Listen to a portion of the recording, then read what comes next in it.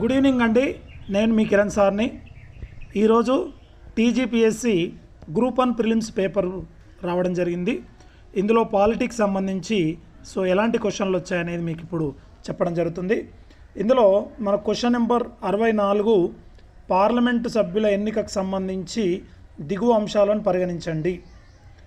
లోక్సభ సభ్యులు ఓటు హక్కు గల వయోజనులచే ప్రత్యక్షంగా ఎన్నుకోబడతారు. ఎస్, లోక్సభ సభ్యులు ప్రజల చేత ప్రత్యక్షంగా ఎన్నుకోబడతారు కాబట్టి ఏ అనేది ఖచ్చితంగా కరెక్ట్ స్టేట్మెంట్ అండి. రెండోది, రాజ్యసభ సభ్యులు రాష్ట్రాల నుంచి ఎన్నుకోబడిన శాసనసభ సభ్యులచే దామాషా ప్రాతినిధ్య పద్ధతిలో ఎన్నుకోబడతారు. ఎస్, బి కూడా కరెక్ట్ అండి. ప్రత్యేక పరిజ్ఞానం కలిగిన కొంతమంది వ్యక్తులను ప్రధానమంత్రి రాజ్యసభకు సభ్యులుగా నియమిస్తారు. తప్పది. రాజ్యసభ సభ్యులను ప్రతి రాష్ట్రానికి దాని భౌగోళిక ప్రాంతం ఆధారంగా కేటాయించబడుతుంది. జనాభా ఆధారంగా కేటాయించబడుతుంది తప్ప భౌగోళిక ప్రాంతం ఆధారంగా కేటాయించబడదు. కాబట్టి AB is the right answer. Question number 64 AB is the right answer. Next question number 65 భారత రాజ్యాంగంలో ఈ క్రింద పేర్కొన్న ప్రకరణలు వాటి వివరణలతో జతపరచండి. ఆర్టికల్ 14 చట్టం దృష్టిలో అందరూ సమానులే, ఏకి 3 ఉండాలి. ఆర్టికల్ 16 ప్రభుత్వ ఉద్యోగాల్లో అందరికీ సమాన అవకాశం, బికి 2 ఉండాలి. A3 B2. ఆర్టికల్ 17 అంటరానితనం నిర్మూలన, సికి 1 ఉండాలి. డి ఆర్టికల్ 18 4 బిరుదుల రద్దు. Answer is 65 is 4 answer. Okay. ఆ తర్వాత పార్లమెంటు అంటరానితనం నేరాల చట్టము 1955ను ఆమోదించింది. ఈ చట్టం ప్రకారము సుప్రీంకోర్టు ముందుకు వచ్చిన మొట్టమొదటి కేసు ఏది? దీనికి సంబంధించి మీకు కర్ణాటక రాష్ట్రం వర్సెస్ అప్పగాలు ఇంగలే కేసు అండి ఈ కేసు ఇది. Answer is 3. ఎందుకంటే దీనికి సంబంధించి చాలా సందర్భాల్లో మీ క్లాస్లో చెప్పడం జరిగింది కాబట్టి ఆన్సర్ వచ్చేసి 3 అవుతుందండి. కర్ణాటక రాష్ట్రం అప్పబాలు ఇంగలే. ఆల్రెడీ మనము బుక్లో కూడా ఈ విషయాన్ని రాయడం జరిగింది. మీకు కిరణ్ పబ్లికేషన్ సంబంధించి చూడండి, Appa Ingale case versus Karnataka. Kiran publication polity Kiran సార్ది. ఆ రకంగా ఆన్సర్ ఈజ్ 3. తర్వాత ఈ క్రింది వాటిలో సమాఖ్య రాజ్య ముఖ్య లక్షణం ఏది అన్నది.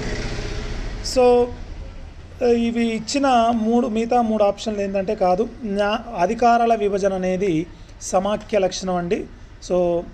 The divisional powers between the central and state government అంటారు.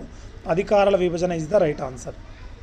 నెక్స్ట్, రాజ్యాంగంలో 368వ ప్రకరణకు సంబంధించి ఈ క్రింద పేర్కొన్న వాటిని పరిశీలించండి అన్నాడు. చూడండి, ఇది రాజ్యాంగాన్ని సవరించడానికి పార్లమెంటుకు అధికారాన్ని ఇస్తుంది. ఎస్, భారత రాజ్యాంగాన్ని సవరించడానికి పార్లమెంటుకు అధికారాన్ని ఇస్తుంది.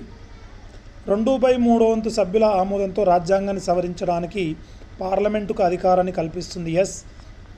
చూడండి, సాధారణ మెజార్టీతో సవరించేది రాజ్యాంగ సవరణ కిందికి రాదు. 2/3 వంతు మెజార్టీతో సవరించేది రాజ్యాంగ సవరణ కిందికి వస్తుంది.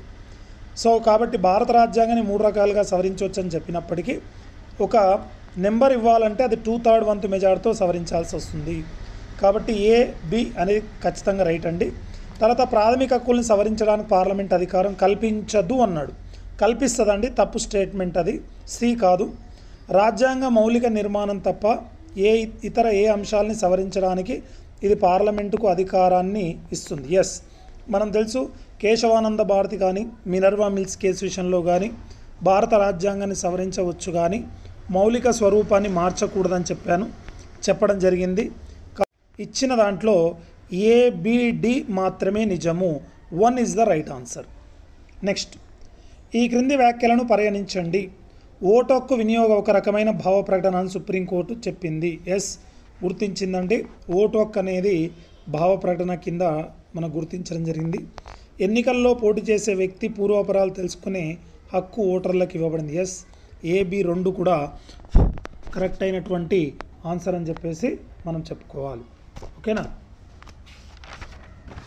నెక్స్ట్ క్వశ్చన్ నెంబర్ 70 రాజ్యాంగ ఆదేశిక నియమాలకు సంబంధించి క్రింద పేర్కొన్న ప్రకటనలో సరైన జతలు ఏవి అన్నాడు. సరైన జతలు ఏవంటే 39A ఉచిత న్యాయ సాయం. ఎస్, 42వ రాజ్యాంగ సవరణ 1976 ద్వారా చేర్చిన ఉచిత న్యాయ సాయం కరెక్టు. 43A పారిశ్రామిక యాజమాన్యంలో కార్మికులను భాగస్వామ్యం చేయాలి. Yes, B is the right answer. C 48A ఏం చెప్పాలి?